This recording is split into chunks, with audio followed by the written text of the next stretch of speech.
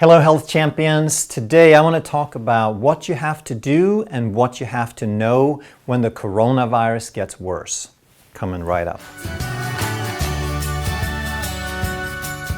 Hey, I'm Dr. Ekberg. I'm a holistic doctor and a former Olympic decathlete. And if you want to truly master health by understanding how the body really works, make sure you subscribe and hit that notification bell so you don't miss anything. It's been several months now that the coronavirus epidemic has been a real thing. And during that time, different countries and different regions have had different amounts of lockdown. And for a while it felt like we had this thing somewhat under control, but then all of a sudden it flared up again. The new cases in the world were rising, and then they were kind of sitting around 75,000 new cases per day for several weeks, and it seemed like it had plateaued. But then around mid-April it started taking off again, and now we're seeing over 200,000 cases per day around the world. So in the last few weeks, we've seen a tripling of the new cases. In the United States, we had a peak in March, beginning of April, and then it was steadily dropping for a solid 2 months. And we thought, hey, this is going pretty well. But then all of a sudden, mid-June, it took off again. And now in about a month, we had a 3.5 times increase in the daily new cases. A number of explanations have been suggested for this rapid increase, and one is carelessness. Then we also have opening up too early, virus mutations, and low levels of herd immunity. So as far as carelessness, I think we've all seen the footage of parties and political conventions and crowds in restaurants and beaches and public places. So there's little doubt that there's been a lot of carelessness, along with some very irresponsible people who are just openly defying the recommendations and saying that, well, this thing still hasn't hurt me, so I'm not going to worry about it. So unfortunately, there will always be people like that. But let's talk more about the other suggestions here. Did we open up too early? Well, there are some criteria for opening up. One is that the daily new cases should be less than 4 new cases per 100,000 people in the population. There should be less than 5% of all the tests coming back positive, but that is provided that you do enough daily tests, that you have at least 150 tests per day per 100,000 people in the population. Also, you want to see a 2-week steady decline in new cases and new cases of death. And you want to have a strong capacity, a reserve capacity of ICU, intensive care unit beds. So in Europe, many of the places where they've successfully opened up, like Germany and United Kingdom and Italy, they have met all these criteria and maintained these criteria. And it appears that they have sort of reopened somewhat successfully. But Arizona, when they opened, they failed 4 of these, Texas failed 3 of these, and Florida failed 2 of these. And those are the states in the United States that are mostly responsible for the increase in cases in the US. So I think it's very safe to say that many places have opened up too early. Then what if this increase was due to a new virus mutation? Because some places that opened early, like Georgia, was criticized for opening very early at the end of April, but they never saw any increase in cases for the next 6 weeks until the beginning of July, end of June, where we saw a rapid increase, and they've been tripling, quadrupling the rates. But why then did it stay the same for all that time that they were opening? Could that be the mutation? And there has indeed been a mutation, and it's referred to as a new mutation, but it's not really how it works. There was a mutation where one amino acid on the virus, one of the spikes on the virus, changed from a D configuration to what they call a G configuration. And it's also been suggested, and there's some evidence, even though it's not solid yet, that this version might be 3 to 9 times more infectious. However, even though the D configuration was dominant in the early phases, so during January, February it was dominant, from March and on, the G version was already dominant. So in March we had 60 to 70% of cases was the G version, and in April it was 70 to 80%. So if that increased level of infectiousness was responsible for the recent increase, then we would have seen it a lot sooner. Then what about immunity levels? I'd like to compare now Georgia and Sweden. Why? Because one is where I used to live and one is where I'm currently living, and both of them have almost exactly the same population, about 10 million people. And interestingly, for the longest time, for months, they had almost identical curves. They were running identical numbers of new infections. And then around June 1st, something happened, which was that Sweden increased its level of testing. And they had a large number of backup cases. There was a lag in testing, so there were a lot of people waiting to be tested. So for the next several weeks, they saw a dramatic increase in numbers. But then interestingly, even though they maintained that high level of testing, for the last several weeks, there's been a dramatic decrease in the numbers of new cases. Whereas at the same time, Georgia, that was running head-to-head for so long, now has more than 10 times the number of new cases. At the same time, the number of deaths, which was a problem initially in Sweden because they hit the elderly population hard in the beginning, that curve has been almost a straight line down, and it's approaching zero now. So what about immunity?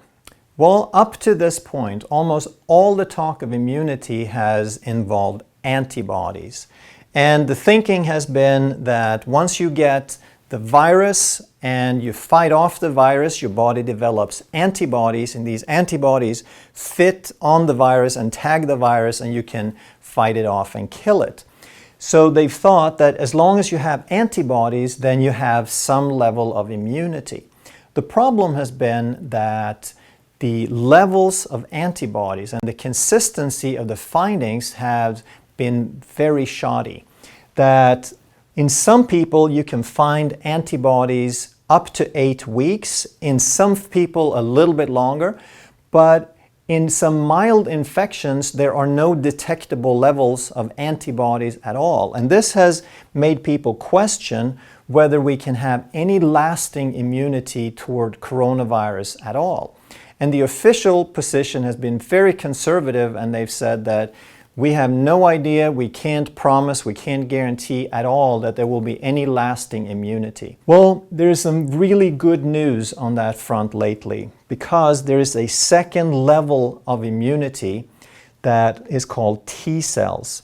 And whereas antibodies fit onto and tag the virus directly, the T cells, they target the cells in the body that have become infected by the virus. So it doesn't find the virus directly, it finds the cells that are infected and eliminate them. And there's several pieces of good news concerning this, because it appears that the T cell immunity lasts much longer, probably for years.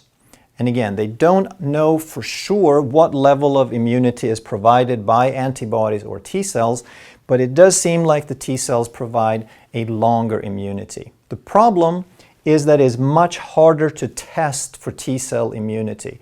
It requires a lot of hands-on labor, and it requires specialized labs. It's not like just a simple test to do it.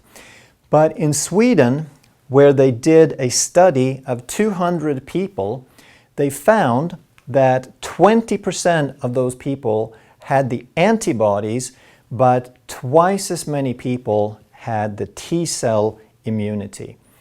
So Sweden had observed what they thought was some degree of immunity, some herd immunity developing, but then they had disappointing findings when the antibodies were lower than expected. So they started kind of doubting this whole immunity idea, until they found the T cells that now sort of correlate pretty well with the immunity that they're observing. But now we get to the really important stuff. All the other stuff is just general information. It's interesting, but what do you do with it, right? Here is what this means for you. So first of all, your immune system makes both antibodies and T cells. So the better your immune system works, the healthier you are, the better your chances of making adequate antibodies and T cells. So do you have a well-working immune system or a poorly working immune system? The next thing we have to understand is that pathogens are opportunistic. A pathogen is something that can cause disease, like a virus or a bacteria or yeast or fungus. They are opportunistic. They take advantage of a weakened situation. And that's why we've had these reports on the risk groups for the coronavirus, that sicker people are higher risk. They have a much, much higher likelihood of getting a severe case and dying. And people with asthma, COPD, heart disease, diabetes, and obesity could have hundreds of times higher death rates than a healthy person. As an individual, we have two roles. One is to be a part of the system and help reducing the spread. So maintain social distancing and wash your hands and wear a face mask and be smart. Be responsible. Take care of yourself and others. But the second part is what no one talks about. And it kills me that there's been so little emphasis on this when it's so important. And that is to get healthy. It's like people don't even have the notion that that's possible. Stop and ask for a moment, why are you afraid of the coronavirus? And I'm not suggesting that you shouldn't be. I'm not trying to be flippant. But the reason is that you're not sure, you're not certain, and neither am I, that you have a strong enough defense against the coronavirus. And we have 600,000 people dead around the world, and you don't want it to be you or someone that you care about. But what you can do is you can change the odds. We have such a distorted idea of health. We think of it as either having symptoms or not having symptoms, and that's health or disease. But health is a continuum. It's a spectrum. So at the one end of the spectrum, you have optimum health, and at the other end, you have death. Health, optimum health, is when everything works the way it's supposed to, 100%, all the cylinders firing. And death is when function has ceased completely. So this is a continuum from optimum health to death.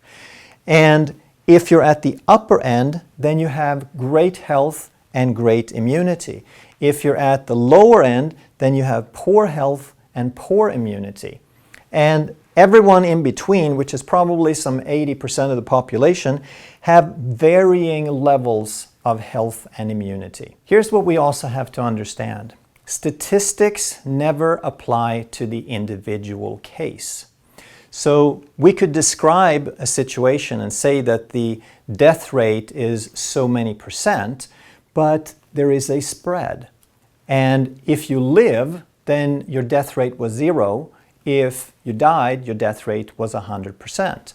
And if you're in the healthiest end of the spectrum, then you have a 0.0 something percent chance of dying, whereas if you're at the lowest end of the spectrum, it could be as high as 15%. And here's the key. You have a lot more to say about which end you are than most people realize. Let's say that you were here by the orange arrow and it was possible to do things to get up to the green. Then you could maybe take your risk from 10% to 1%. And this, I'm speaking hypothetically, but just suppose that 3 to 4 months ago, when we knew this was an epidemic, that the whole world's population would have taken some steps to improve their health. Then if we could reduce the death rate by 90%, we could have saved over 500,000 lives. And again, I'm speaking hypothetically, but I absolutely believe that is possible. So some people now would say that, oh, well, you know, I had this diabetes for 20 years. It's too late. This thing is upon us now. Well, it's been 3 to 4 months since we knew it was a fact, and it could be 3 to 4 months, or it could be a year until you encounter it the first time, because most of us probably will. Then you have plenty of time to do something about it, because some of these changes, you could start showing changes in hours. Not only can you change the odds, but you have a lot more power over it than you've been led to believe. And we're talking about a probability though, not a guarantee. There are no guarantees in life, but if you do the right steps, if you take systematic, consistent steps, then there is a guarantee that you will improve your odds. You'll improve the probability to go unharmed through this. There are several things we know of that ruin, that destroy, that downregulate the immune system. And these are things people do every day. They eat sugar. Sugar drives insulin. Insulin is associated with obesity and diabetes and heart disease and high blood pressure, virtually all of the strongest risk factors. We also know that stress shuts down the immune system. You can be in one of two states. You can be in healing, or you can be in fight-flight, defend yourself, stress, anticipate danger. And when you're stressing, you can't heal. Worry. I know that you want to be worried about this virus, and yes, you should have respect for it, but you can turn off your worry. And of course, nutritional deficiencies will keep your body from functioning optimally.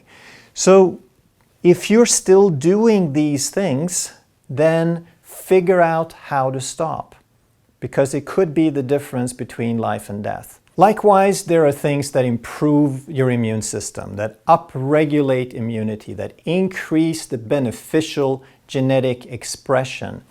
And one thing is fasting. A lot of people are scared of fasting. They say, oh, I've had food every 2 hours for years. I could never do that. Well, it's so much easier than you think. Everyone can have 3 meals within 8 hours and fast 16 hours. Super simple. But if you give your body 16 hours without food, you have dramatically upregulated your immunity. You have reduced your insulin. You have upregulated your autophagy, which is when your body increases its recycling, and it increases its immune cells. It increases its T cells that go out and clean up the body of debris such as pathogens and viruses. If you do meditation, that might be the fastest, most powerful way to have benefits all the way around. Meditation, once you get good at it, which it is simple if you do it regularly, you will reduce stress, you will reduce worry. But more than that, it might be one of the most powerful ways to upregulate the positive aspects of your genetic expression and your immune system. Exercise, an appropriate amount of exercise. So we've talked about that on many different videos, but if you work out too much, that's excess stress. But an appropriate balanced amount of exercise is one of the most positive things that you can do for your health. It upregulates hundreds of positive genes and it downregulates hundreds of negative genes. And why do I always try to explain why instead of just giving you the list of the things to do at the end? Because knowing why is super, super important. When you understand why, then you're involving the mind over matter. You're involving the mind-body connection, and you get better results than if you just did the thing.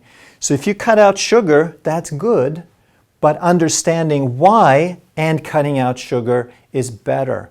You have more influence on your genetic expression. You upregulate more positive genes and downregulate more negative genes. You get a better immune response. You get a better physiology if you know why. This was just a short summary of the things to do, but if you understood what I was saying about knowing why, and you'd really like to know more, we have hundreds of videos in the library. Every single video on this channel talks about the holistic aspects, about the why, on how all of this fits together to make the body the healthiest it can be. If you enjoyed this video, I think you'd really like that one next.